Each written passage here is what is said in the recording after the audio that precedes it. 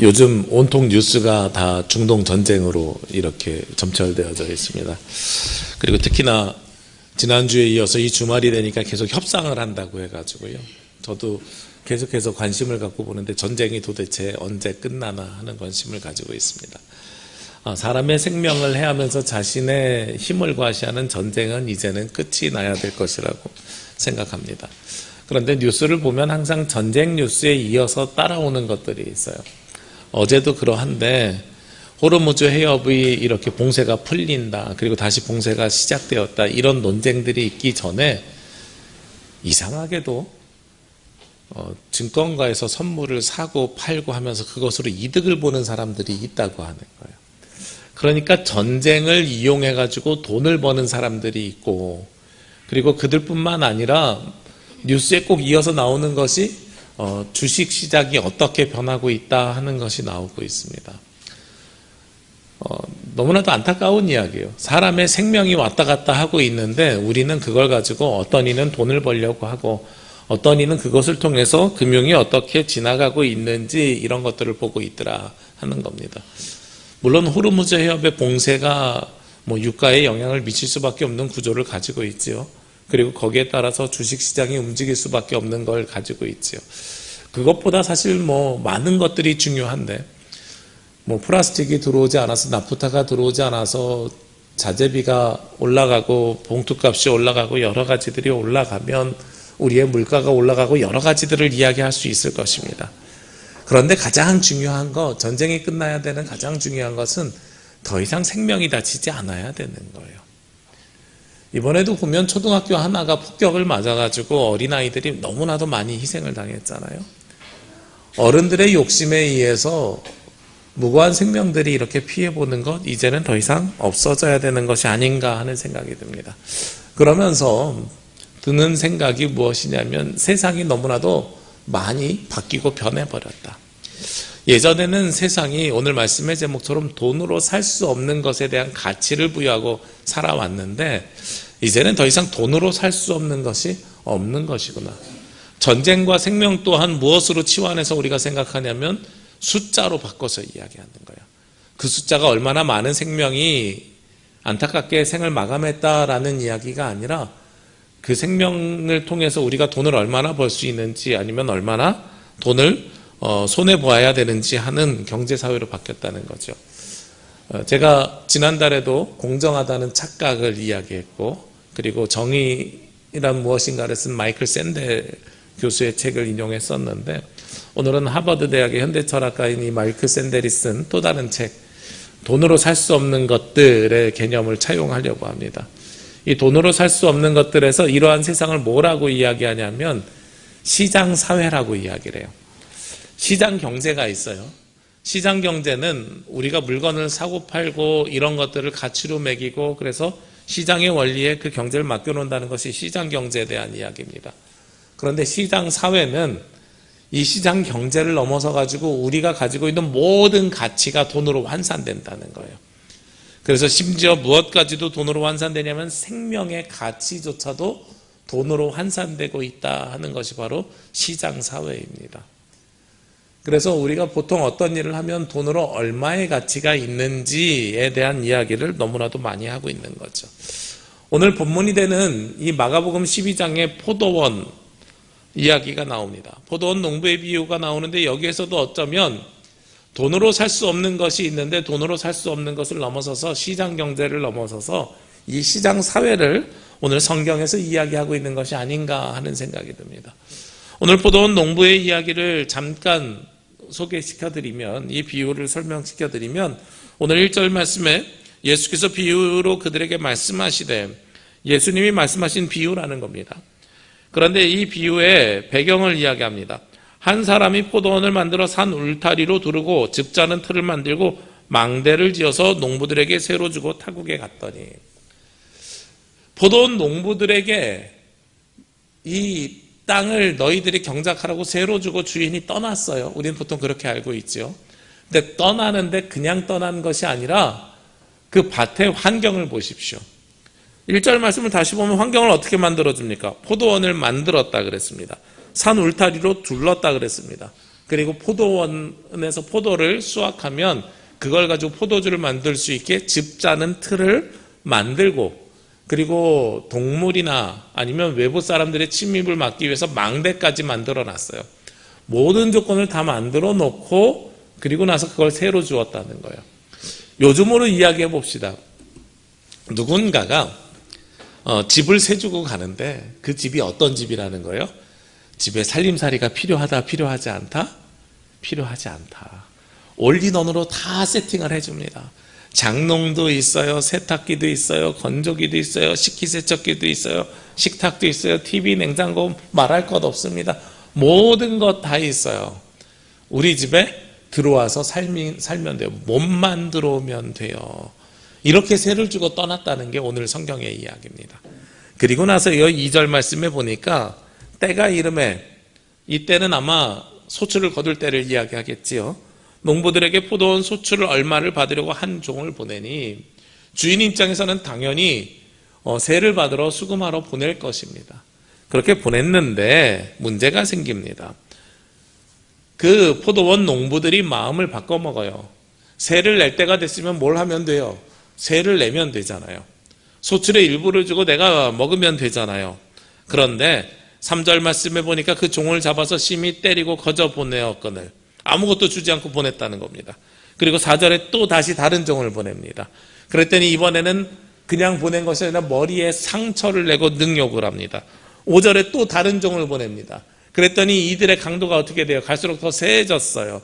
처음엔 그냥 돌려보내더니, 그 다음엔 때리더니, 그 다음엔 머리에 상처를 내더니, 이제는 5절에 보니까 그들이 그를 죽이고 그 외 많은 종들도 덜어는 때리고 덜어는 죽인지라. 오는 사람 족족 다 때리고 죽이기까지 했다 하는 말씀을 합니다. 이 주인 입장에서는 이제 보낼 사람이 하나 남았어요. 6절에 보니까 이제 한 사람이 남았으니 곧 그가 사랑하는 아들이라.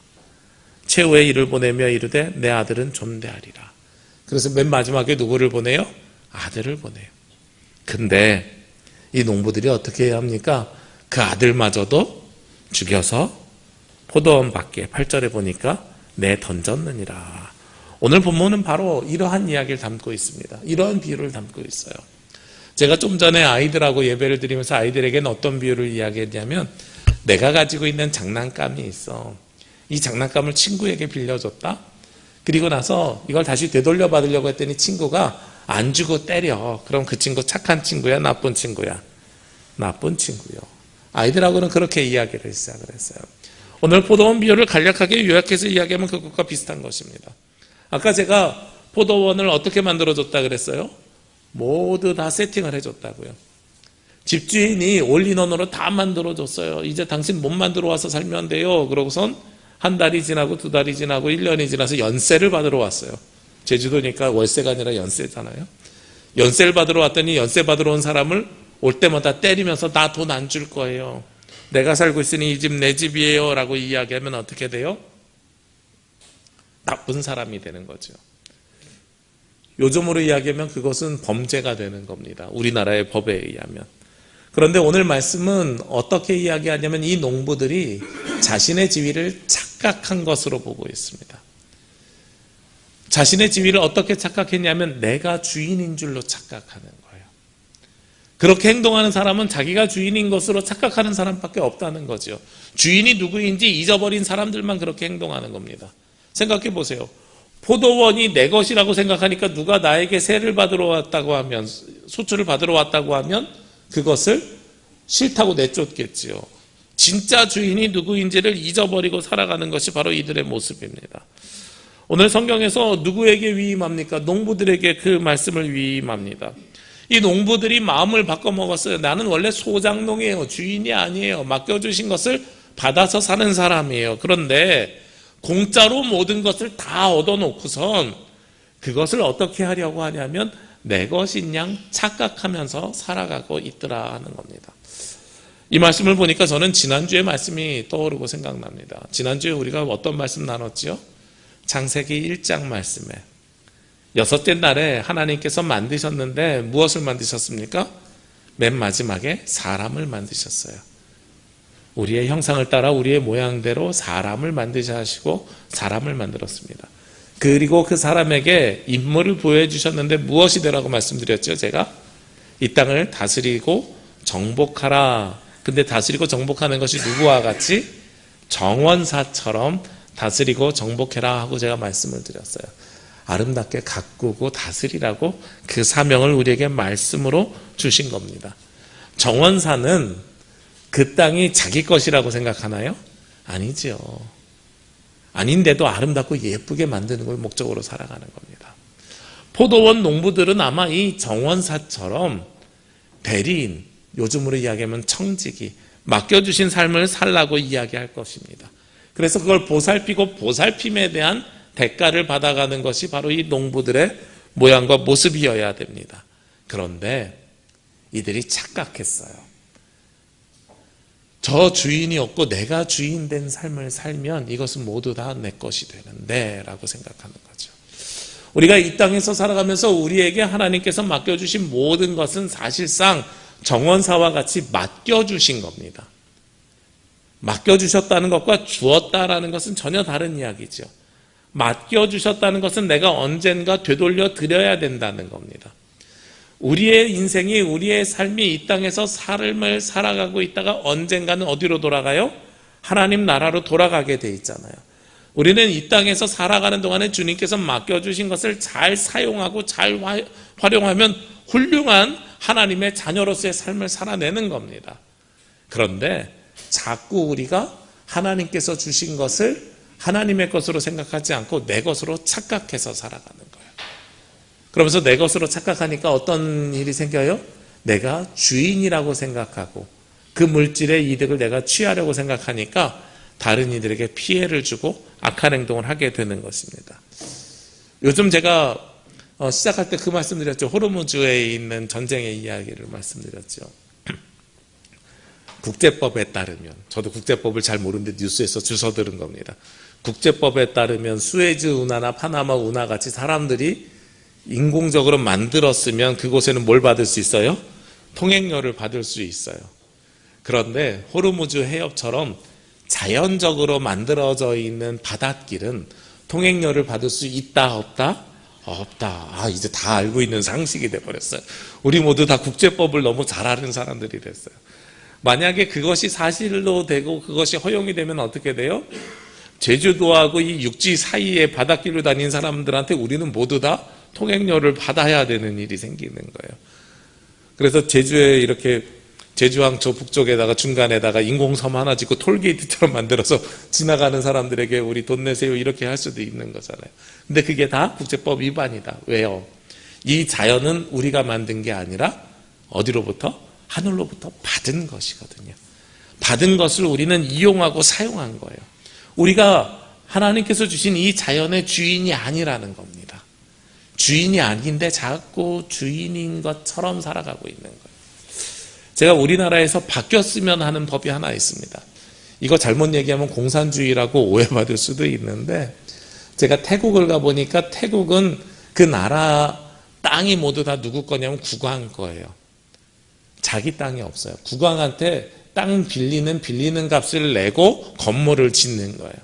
그럼 일정 시간이 지나면 그 땅은 누구 걸로 돌아가요? 국왕에게 돌아가는 거예요. 저는 우리나라는 왕이 없으니까요. 저는 왕 거가 아니라 이 땅은 누구 거라고 생각하냐면 저는 하나님 거라고 생각하거든요.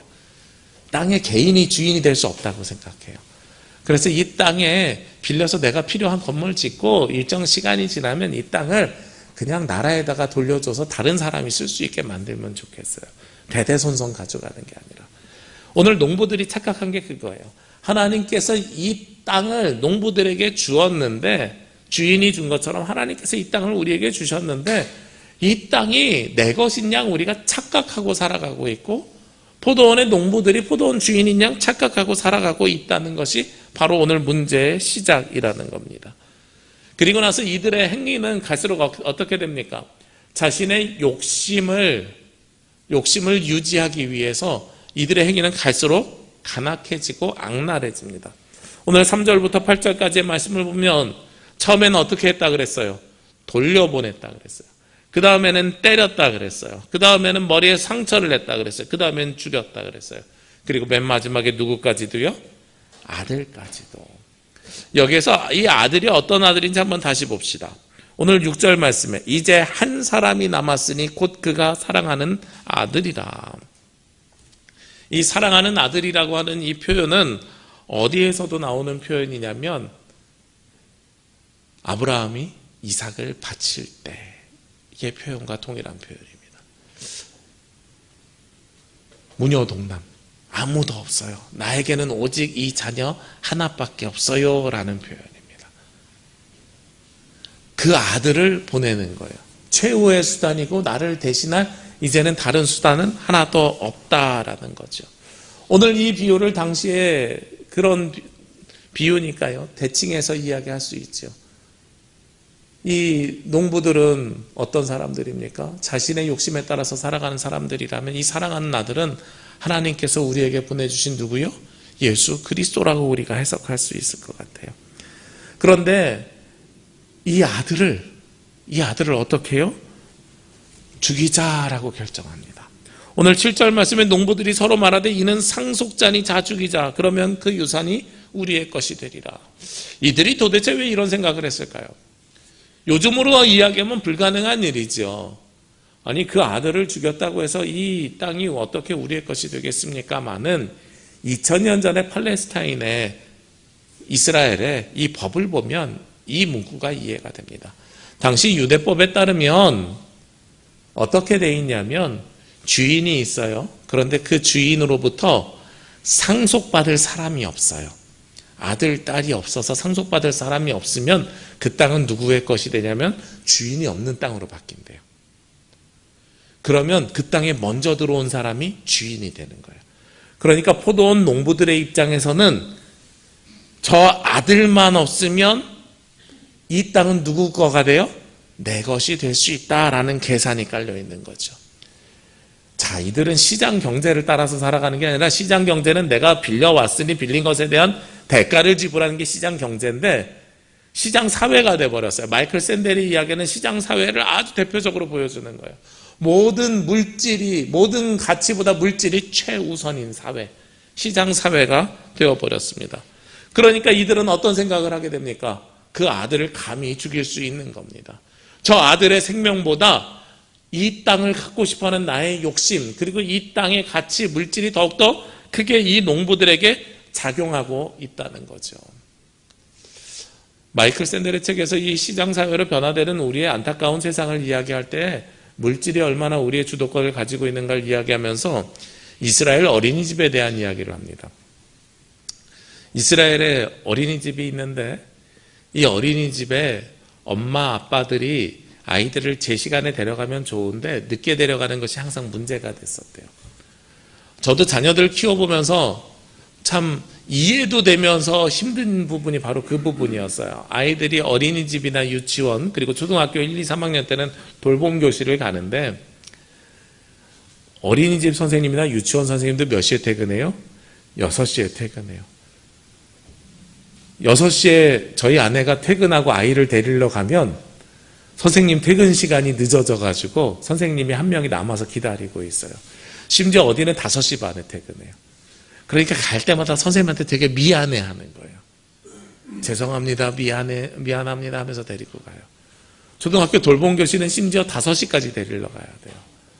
제가 육지에 회의가 있고 저희 아내가 휴가를 못 내면 주변에 있는 목사님들에게 부탁해요. 우리 아이 좀 받아다가 대신 몇 시간만 집에서 좀 데리고 있어줘. 이스라엘도 어린이집에 비슷한 일이 있었던 것 같아요. 선생님들이 퇴근을 못하니까 그러니까 어떻게 하라고 하냐면 부모님들이 늘 미안해하면서 아이들을 데리고 갔다는 거예요. 그래서 그러던 중에 한 선생님이 아이디어를 냈대요. 차라리 늦게 오시는 분들에게 우리가 벌금을 매깁시다. 그래서 벌금을 받읍시다. 그래서 벌금을 받기로 했다는 거예요. 자, 우리 이제부터 6시까지만 어린이집을 운영하는데 6시 넘어서 오시는 분들은 벌금을 내십시오. 그랬더니 어떤 일이 벌어졌을까요? 엄마들이 벌금 안 내려고 일찍 왔을까요? 아니에요. 늦게 오는 사람들이 갈수록 늘어났답니다. 왜 그런 일이 생겨요? 그게 비용이라고 생각하고 서비스라고 생각하는 거예요. 내가 대가를 치렀으니까 이제 당당하게 늦게 가도 돼 라고 생각하는 거죠. 교사의 헌신이 무엇으로 바뀌는 순간이에요? 서비스로 바뀌는 순간이 비용을 지출하는 순간이라는 겁니다. 벌금을 벌금으로 생각하는 것이 아니라 비용이라고 생각했을 때 더 이상 교사가 자신의 퇴근 시간을 미루면서 헌신했다 하는 것이 아니라 이제는 내가 당당하게 이용자가 되었다라는 것으로 관점이 바뀌었다는 거예요. 이게 시장 경제가 시장 사회로 바뀌어가는 과정이라는 겁니다. 우리가 가지고 있는 모든 가치는 사라지고 돈만 남아있는 것이 바로 시장 사회입니다. 우리가 지금 살아가고 있는 이 세상이 그런 사회가 아닙니까? 우리가 가지고 있는 가치, 생명보다 무엇이 중요하게 생각해요? 물질이 중요하게 생각하는 거예요.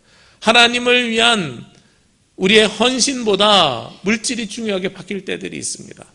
신앙이 우선이 돼야 될 때들이 있는 거예요. 비슷한 일은 제가 사역했던 교회에서도 있었습니다. 제가 서울의 한신교회에서 사역했을 때인데요. 목회자가 한 20여 명, 그러니까 서울과 분당 합치면 40명이 넘었고 서울에만 있었던 목회자가 20여 명이 넘었습니다. 거기에다가 유치원이 있었어요. 유치원 교사들이 있었어요. 운전기사가 3명이 있었어요. 사무직원이 3명이 있었어요. 그러니까 직원들이랑 하니까 엄청나게 많잖아요. 그러면 출근하면 거기서 일을 하다가 점심시간이 되면 어디서 식사가 가능했냐면 교회에서 식사가 가능했어요. 유치원 아이들 급식이 끝나고 교사들 급식이 끝나고 그리고 선생님들 식사가 끝나고 직원과 목회자들만 식사해도 30여 명이 넘으니까 거기서 같이 식사를 했단 말입니다. 그렇게 식사를 하는데 저희들은 평일날 이렇게 식사를 하는데 주방에 누가 계셨겠어요? 식사를 해주시는 영양사분이 계시고 조리사분들이 계셨겠지요. 그렇게 식사를 하는데 주일날은 어떻게 했을까요? 그 조리사나 영양사가 없이 모두 다 헌신하시는 분들이 오셔서 식사를 하시는데 그 교회의 주일 예배 출석 인원이 서울에만 1,800명 정도 됐어요. 어린이 청소년이 한 800명, 그러니까 2,000 몇 명이 왔어요. 그러니까 한 5개 구역이 헌신하면서 식사하고 뭐하고 하는데 힘이 들겠어요? 안 들겠어요? 힘이 들잖아요. 설거지하고 뭐하고 봉사로 더 이상 해결이 되지 않는 거예요. 그리고 할 때마다 맛이 바뀌어요. 그러니까 어떻게 아이디어를 냈을까요? 똑같이 밥 해주시는 분을 3분을 모십시다. 주말에 조리사분들을 모십시다. 거기에 교회 목회자들 회의에서 고민이 생겼어요. 여신도에서 그런 요청이 들어왔는데 밥 해주시는 분이 생기면 여신도회 분들이 사역이 줄어들으니까 많이 헌신 안 해도 되니까 좀 괜찮겠지 하는 이렇게 긍정적인 부분과 부정적인 부분은 한 목회자가 그런 질문을 하는 거예요. 그러면 교회에서 채용하는데 그 조리사분들을 교회를 다니는 기독교인으로 채용할 겁니까? 아닌 분으로 채용할 겁니까? 기독교인으로 채용하면 그분들은 주일날 오전 11시에 밥을 해야 됩니까? 아니면 예배를 드려야 됩니까? 이런 문제들이 생겨나게 되는 거예요. 교회가 가장 중요하게 생각하는 무슨 가치? 예배에 대한 가치를 우리가 지켜줄 수 있느냐 없느냐 뭐 이런저런 논쟁들이 생겨났어요. 그런데 현실은 그 논쟁보다 더 중요한 곳에서 생겨났어요. 분명히 밥을 해주는 것이 힘들어서 장을 봐주고 밥을 해주실 분들을 고용한 것인데 누구도 사라지기 시작하면 설거지 봉사하시는 분들도 사라지기 시작하는 거예요. 그러면서 그분들이 뭐라고 이야기하냐면 저 사람들에게 월급 주고 우리가 쓰잖아요. 아니 3명이 1,몇백 명의 설거지를 어떻게 하냐고요. 3명에게 돈을 주기 시작하면서 밥만 해주는 데서 끝나는 게 아니라 우리의 사역과 헌신의 가치도 모두 다 없어지는 일들이 생겨나는 거예요. 저도 그런 걸 경험하면서 교회 안에 유급 직원이 있는 게 맞을까 틀릴 거에 대한 고민이 그때부터 생겨났어요. 그 다음에는 조금 더 작은 규모의 교회에서 사역을 하는데 목회자가 한 5명 정도 있고 사무직원이 2 있고 관리집사님이 계셨는데 사무직원이 사임한 다음에 목회자를 한 번 더 모시는 게 나은지 사무직원을 계속해서 모시는 게 나은지 이런 고민들이 생겨나요. 이제는 교회 안에서 헌신하고 사역하고 하나님 앞에 봉사하는 일까지도 뭐로 치환돼 버렸어요? 돈의 가치로 치환돼 버리는 거예요. 만약에 이 포도원의 비유를 그대로 적용해서 봅시다.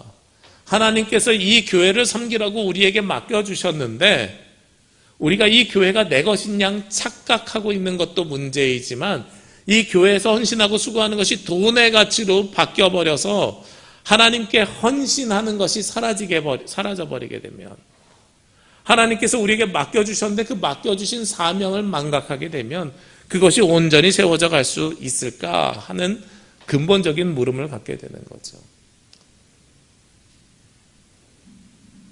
우리가 오늘도 주님 앞에 나와서 예배를 드리면서 여러분들이 어떤 가치를 중심으로 살아가고 있는지를 한번 보셔야 됩니다.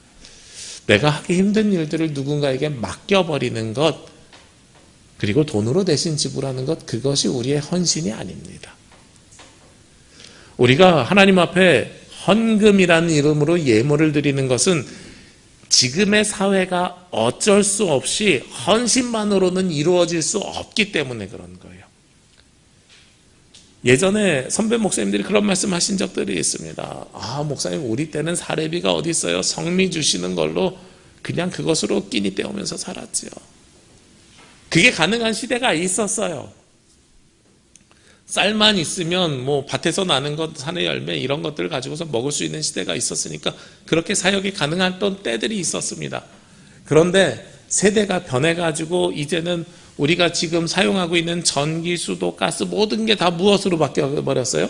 옛날처럼 우물에서 물 트는 거 아니잖아요. 모두가 다 물질의 가치로 바뀌어서 치환돼서 해버려요. 그러면 모든 것이 치환되고 있는데 무엇까지 치환되면 안 돼요? 우리의 헌신과 수고까지도 치환되면 안 되는 거예요. 하나님이 우리의 주인이라는 것은 이것이 내 것이 아니라는 생각과 동시에 하나님께서 우리에게 맡겨주셨다는 것을 잃어버리면 안 된다는 이야기이기도 합니다.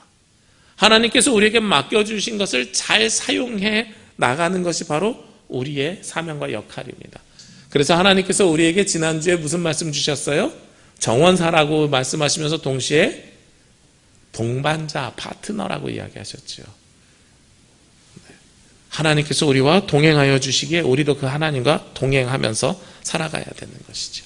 오늘 예수님께서는 이 모든 것을 다 말씀하신 다음에 포도원 비유를 말씀하시고 나서 오늘 9절 말씀에 이렇게 말씀하십니다. 포도원 주인이 어떻게 하겠느냐? 아들까지 다 죽여버리면 그 농부들을 진멸하고 포도원을 다른 사람에게 주지 않겠느냐. 오늘 성경의 이 말씀은 사실은 예수님 당시의 율법학자들과 바리새인들을 향해서 하신 말씀입니다. 그들이 율법에 매여가지고 자신들이 주인인 양 하나님의 말씀을 마음대로 쥐고 흔들었던 그 지도자들에게 하셨던 말씀이에요. 그리고 예수 그리스도로 인하여서 이제는 더 이상 유대교 회당이 아니라 교회를 세워나갈 것이다. 예수님을 믿는 믿음의 사람으로 교회를 세워 나갈 것이다. 그러면서 오늘 10절 말씀에 너희가 성경에 건축자들이 버린 돌이 모퉁이의 머릿돌이 되었나니 하면서 예수님이 구약성경을 인용하십니다. 오늘 이 말씀은 구약성경 시편 118편이에요. 우리가 교동문으로 읽었는데 교동문은 118편의 앞에 있는 말씀이고 그 뒤에 23절, 24절 말씀에 이 말씀이 있습니다. 건축자들의 버린 돌이 모퉁이의 머릿돌이 되었도다. 앞에서 성경 말씀을 다시 한번 보시자고요. 그 아들을, 사랑하는 아들을 보냈는데 그 사랑하는 아들을 죽여가지고 어떻게 했어요? 앞에 있는 말씀 다시 보면 8절 말씀에 이에 잡아 죽여 포도원 밖에 내던졌느니라. 바깥으로 내던졌다 그랬지요. 그런데 그 던져진 것이, 버린 것이 나중에 어떻게 됐다고요? 버려진 돌이 모퉁이 돌이 되었더라. 여기에 히브리 사람들만 이해할 수 있는 언어 유희가 들어가 있어요. 히브리어로 아들을 벤이라고 합니다. 벤. 그래서 그 아들을 바깥으로 던졌더라. 뭘 던졌어요? 벤을 던졌어요. 그런데 머릿돌이라는 단어는 히브리어로 뭐라고 하냐면 에벤이라 그래요. 예. 그래서 벤을 밖으로 던졌는데 그 버려진 벤이 무엇이 되었다? 에벤이 되어서 돌아왔다. 머릿돌은 무엇을 이야기합니까? 이 건물을 지을 때에 없으면 안 되는 돌이 머릿돌이에요. 모퉁이 돌을 머릿돌로 삼으셨다고 하잖아요. 제가 계속해서 여러분에게 말씀드리잖아요. 이 네기퉁이에다가 모퉁이 돌이 되어서 머릿돌을 삼으셨다. 오늘 어린이들이랑 예배 드리는데 건물로 이해하는 것보다 뭘로 이해하는 게 편하다는 걸 알았냐면 식탁을 예로 드니까 훨씬 편했어요. 자, 식탁 보십시다. 식탁은요, 다리가 몇 개예요? 4개예요. 그 식탁의 다리는 어디에 있어요? 모퉁이에 있어요. 만약에 식탁 다리 4개가 가운데 있다고 생각해 보세요. 그 식탁이 온전히 서 있을 수 있어요? 없지요. 식탁의 모퉁이마다 4개의 모퉁이에 기둥이 버티고 있는데 그 중에 하나가 없어 봐요. 어떻게 돼요? 그냥 잘 서 있는 것 같지만 손을 짚는 순간에 어이쿠 하면서 넘어질 수밖에 없는 거죠. 얼마나 중요한 돌이 이 모퉁이에 있는 머릿돌입니까? 건물도 마찬가지라는 거예요. 지붕이 무너지지 않으려면 이 모퉁이에 있는 머릿돌이 중요하게 잘 받치고 있어야 된다는 겁니다. 그런데 어떤 돌이 머릿돌이 되었다고요? 오늘 10절 말씀 다시 보면 건축자들이 버린 돌이 모퉁이 돌이 되었도다. 당시에 유대의 지도자들이 버린 아들 벤이 무엇이 되었다고요? 에벤이 되어서 돌아왔더라. 너무나도 중요한 말씀이에요. 사람들은 예수님의 가치를 인정하지 않았는데 그래서 십자가에 달아서 그를 죽였는데, 근데 그 예수 그리스도가 무엇이 되어서 이 땅에 다시 오셨어요? 우리의 구원자가 되어서 머릿돌이 되어서 우리 가운데 다시 오셨다는 겁니다. 그래서 11절 말씀에 예수님은 이렇게 강조합니다. 이것은 주로 말미암아 된 것이요 우리 눈에 놀랍도다 함을 읽어보지도 못하였느냐 하시니라. 이 모든 것이 누구로 말미암아서 되었다고요? 버려진 돌이 모퉁이 돌이 된 것은 주님으로 말미암아서 된 것이다. 그런데 우리에게 무엇을 이야기해요? 우리 눈으로 그 말씀을 읽지 못하였느냐. 그래서 오늘 예수님께서 맨 마지막에 우리에게 무엇을 요청하냐면 버려진 돌이 머릿돌이 되었다고 쓰여진 글을 볼 수 있는 눈이 있느냐 없느냐라고 오늘 물어보시는 거예요. 오늘 우리에게는 하나님께서 무엇을 주셨습니까? 성경이라는 말씀을 주셨습니다. 이 말씀을 보면서 이것이 하나님의 말씀인지 하나님의 뜻인지 분별할 수 있느냐 없느냐라고 우리에게 물어보시는 거예요. 우리는 이것을 분별할 수 있어야 된다라고 응답해야 됩니다. 이것을 분별할 수 있는 사람은 어떤 사람입니까? 내가 주인 된 삶을 살아가는 것이 아니라 주인이 누구인지를 분명히 아는 사람들은 이것을 분별할 수 있다는 거예요. 오늘 포도원 농부하고 연결해서 이 말씀을 보시자고요. 포도원 농부들은 결국은 하나님께서 맡겨주신 것을 잘 보살피려고 했던 것이 아니라 어떻게 하려고 그랬어요? 나의 욕심대로 내가 가지려고 했었던 사람들입니다. 이들에게는 무엇이 가려져 있습니까? 하나님의 말씀을 보는 눈이 가려져 있는 겁니다. 하나님의 말씀을 보는 눈이 있는 것이 아니라 이들의 눈에는 무엇만 가득 차 있냐면 물질을 보는 눈만 가득 차 있는 거예요. 그래서 전쟁으로 인해서 생명이 죽어가고 있어도 내가 돈벌이를 어떻게 할 수 있을지만 보고 있는 겁니다. 그래서 세상을 너무나도 악하게 만들고 안타깝게 만들고 황폐하게 만들고 있는 것이 바로 자기가 이 땅의 주인인 것처럼 착각하는 사람들의 모습입니다. 그 착각이 너무나도 도가 지나쳤어요. 부활절이 지난 지 얼마 안 됐는데 자기를 AI를 만들어가지고 예수라고 만들고, 그 도가 너무나도 지나쳤어요. 자기가 진짜로 주인인 줄 착각하는 거예요. 내가 때리면 너네 맞아야 돼. 나는 돈을 벌기 위해서 사람의 생명을 많이 죽여도 괜찮아. 정치적인 얘기가 아니에요. 이거는 기본적으로 돈으로 살 수 없는 것에 대한 가치를 알고 있느냐 모르고 있느냐에 대한 질문이고 거기에 대한 응답으로 보여지는 거예요. 포도원 농부와 같이 그 삶을 살아가고 있어요. 근데 오늘 예수님께서 어떻게 말씀하십니까? 하나님의 말씀을 볼 수 있는 사람은, 버려진 돌이 모퉁이의 머릿돌이 될 수 있다고 볼 수 있는 사람은 자신이 주인된 삶을 사는 것이 아니라 누가 주인된 삶이요? 하나님이 주인이라는 것을 잊지 않고 살아가는 사람이라는 거예요. 오늘 말씀 시작할 때 주인이 그 포도원을 맡겼다 그랬잖아요. 지난주에